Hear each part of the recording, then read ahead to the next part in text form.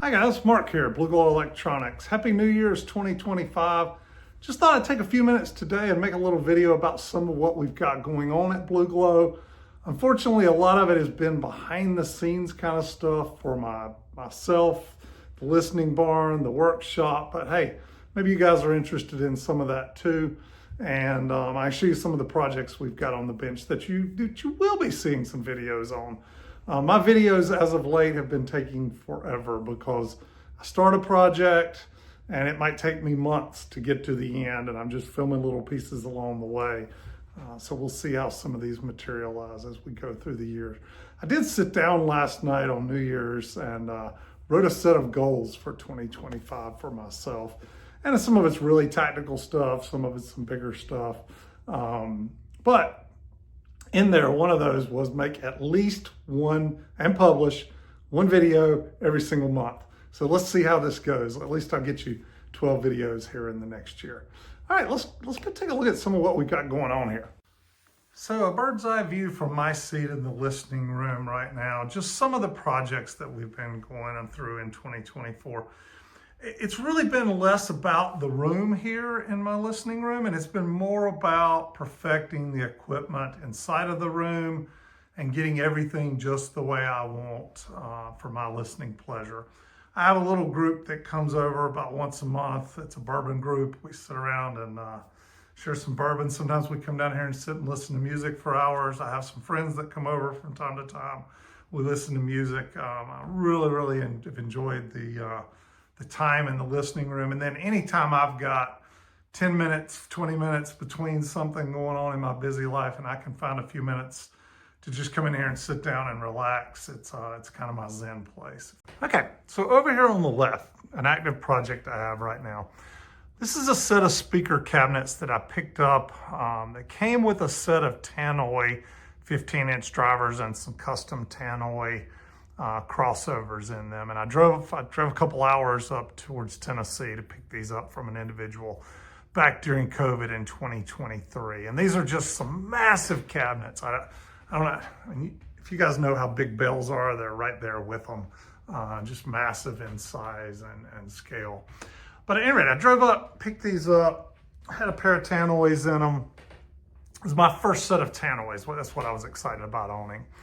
And I got them home and I put them in the listening room and started listening to them. And I was blown away by the Tannoy's clarity, kind of musical warmth. And sometimes you get warmth without clarity. And this had both somehow, you know.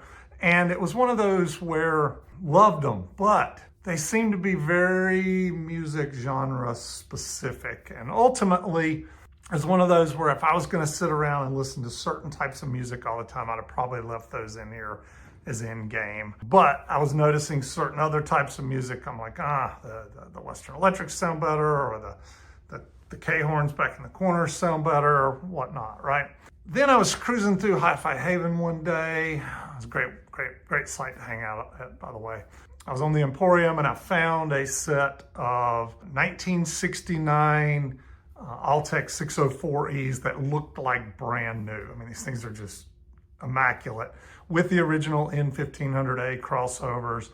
And I knew because the Tannoys have 4 bolt holes on the front and these speakers had 8. So I had 4 empty holes holding the Tannoys in there.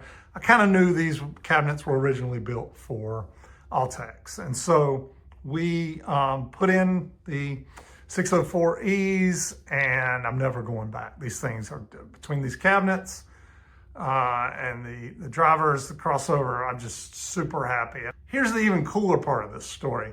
So about 2 months later, after I got these in here, I'm on Facebook Marketplace, and up pops a set of Tannoy cabinets that were made for the speakers that I have, except they had Altec 605 drivers in them.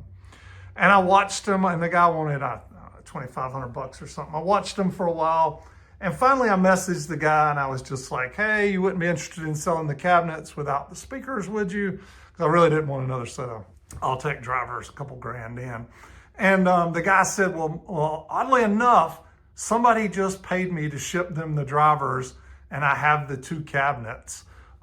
He said, you know, would you give me $300 for them? So I'll show them to you here in a minute. So now I've got a set of cabinets. So I need to get these crossovers moved and in there. We'll show you more about that here in a minute. To the right of this has been an all-year active project. This is a set of Western Electric 757A. I would call them recreations. Good buddy of mine, John Pyro, otherwise known as RCA Nut. He is the master at recreating anything from the past and recreating, I'll call it audio history kind of thing. He helped me put these together. Got the original Western Electric 728B drivers in them. Right now I'm playing around with the 3D printed 12027 horns in them versus a set of cast made 12027 horns. As you guys know, if you know anything about Western Electric, the 713 drivers for these are unobtainium, and if you find a pair, you could buy a small house for the same price. And so using Altec 806As, and I've got some Warner crossovers down here underneath I've been playing with, specifically made for this setup from a guy in Germany. I'm going to be doing some playing around with those crossovers this year. I've been messaging back with JE over at JE Labs about building a set of crossovers for these. So we'll see. Active projects, both of these right now.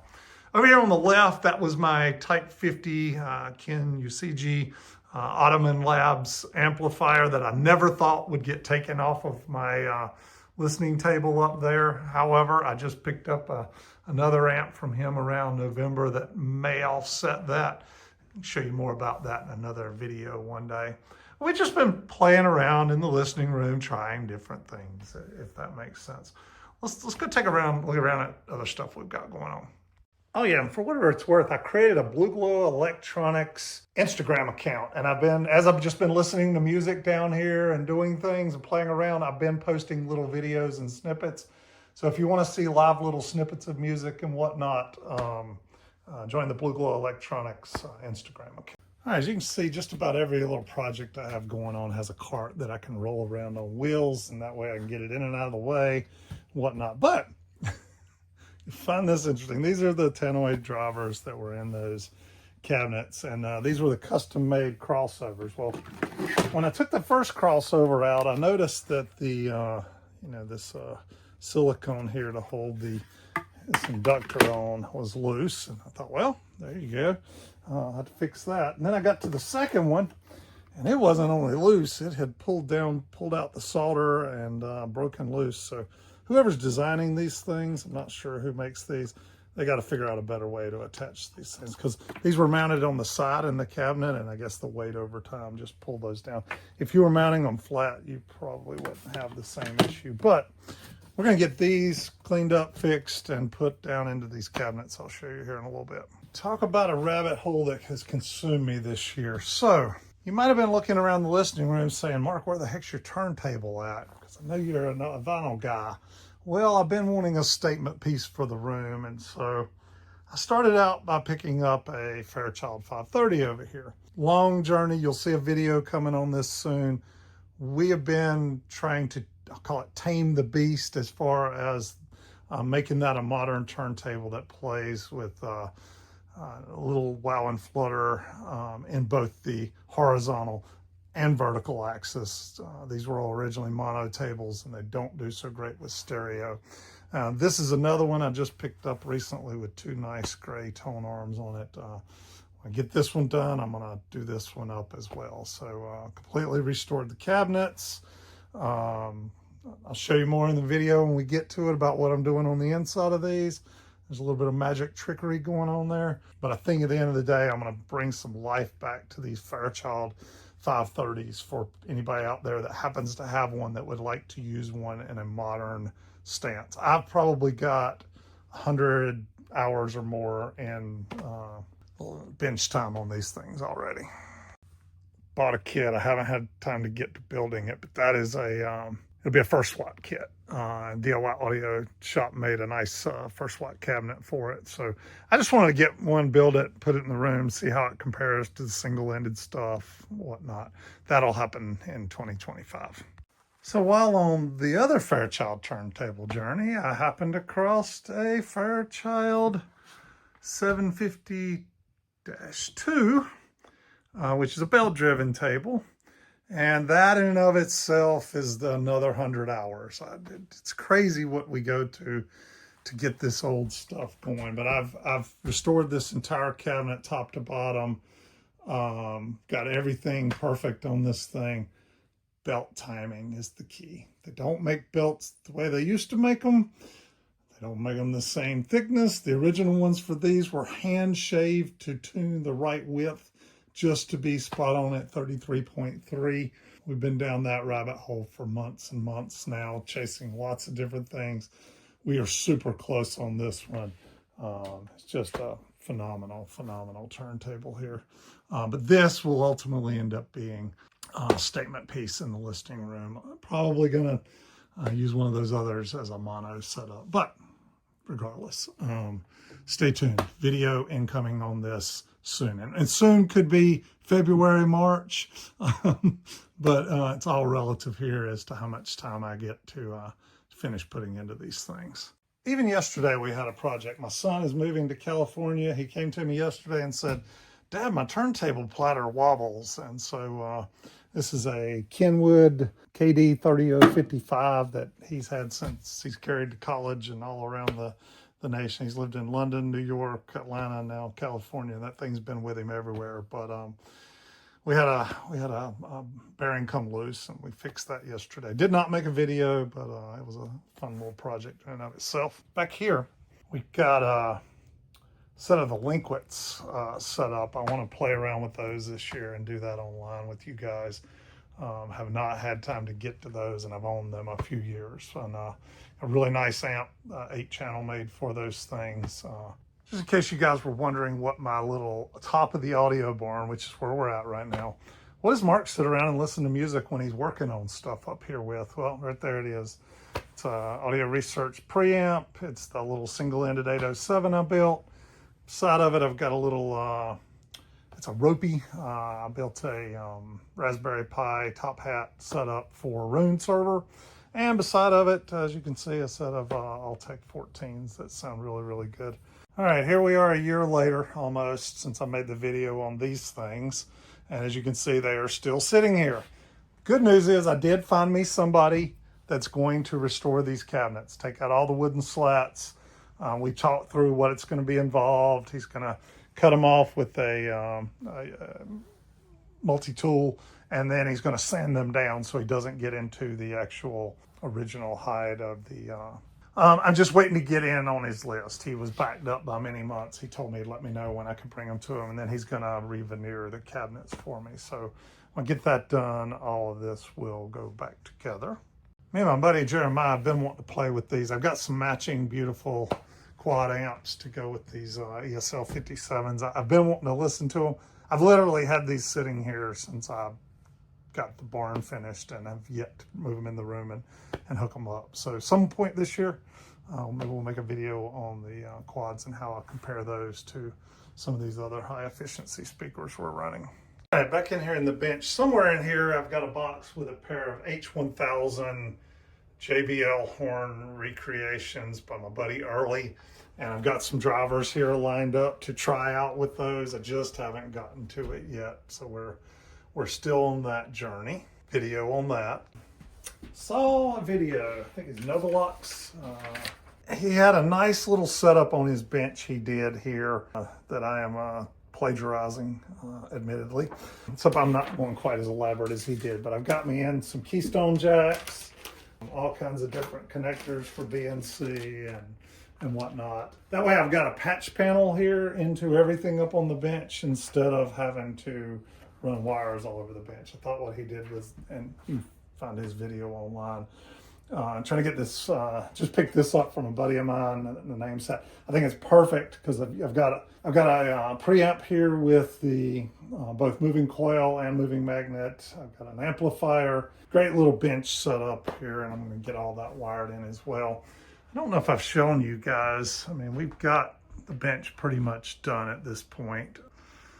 You know, all of our gear going on. Well, maybe one day I'll do a walkthrough of that as a video for you guys. I'm just thinking of stuff here. All right. By the way, this is my RF side of the world over here. But this, these are the crossovers for the 604Es I'm playing with right now. It's a set of Mastering Labs, which are really, really hard to come by and super expensive if you can find a set. But if you'll notice here, when I received these, they had taken some shipping damage, so I've got to fix that up. But at any rate, these are supposed to solve the challenges with the 604 and the 1500A crossover. We will see. I'm worried that the size of these inductors and how they're designed, and they go right across the input, I'm wondering if it's going to pull too much power away from my single-ended amps, and we may just end up with the crossovers we have in them. If not, I'll have a nice set of fully restored Mastering Labs crossovers that I can throw up online for someone to pick up. A little bit here and there along the way. I've been practicing guitar, something I've always wanted to kind of not perfect, even just learn. And so we've been playing a little bit with, it all started with me restoring an Ampeg guitar amp that a buddy brought me. And from that, I was like, well, I don't even have a guitar to plug into it to try, which led me down the path of picking up an old Strat. And then from that, I grabbed an acoustic, but just something we've been playing. When I retire, I'll need something to do, right? All right, down here in our storage rooms, check it out. A set of original Tannoy cabinets in beautiful condition that are made specifically for the 15-inch style drivers that I've got to put in these. I think these guy told me when he got these, they had a set of Tannoy Reds in them, and he sold those for $3 or $4 grand years ago. And he had the cabinets forever. Then he picked up a set of Alltech 605s, put in them. And he was kind of like me. He had the mix match of Alltech and Tannoy, except I had Tannoy and Alltech. So anyway, we'll get those drivers in here and see how they turn out. This is a set of Western Electric clones, the 12024. Same thing by the Lycan 3R guy. Super nice, knowledgeable guy to work with, by the way. But we'll do some playing around with those horns. And all right, maybe the last project that I absolutely know I'm going to do in 2025.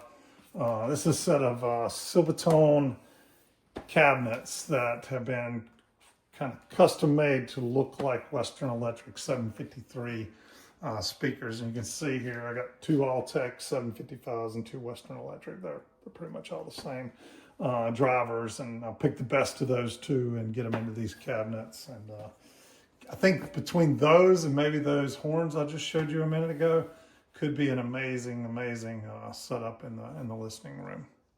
All right, I know a lot of that is a little bit selfish, focused on, you know, Mark's listening pleasures and Mark's gear and whatnot, but that's kind of what I've got in store for 2025. I want to continue to iterate my listening experience, get this room just the way I want it, and continue to enjoy it. It's where I find my pleasure these days.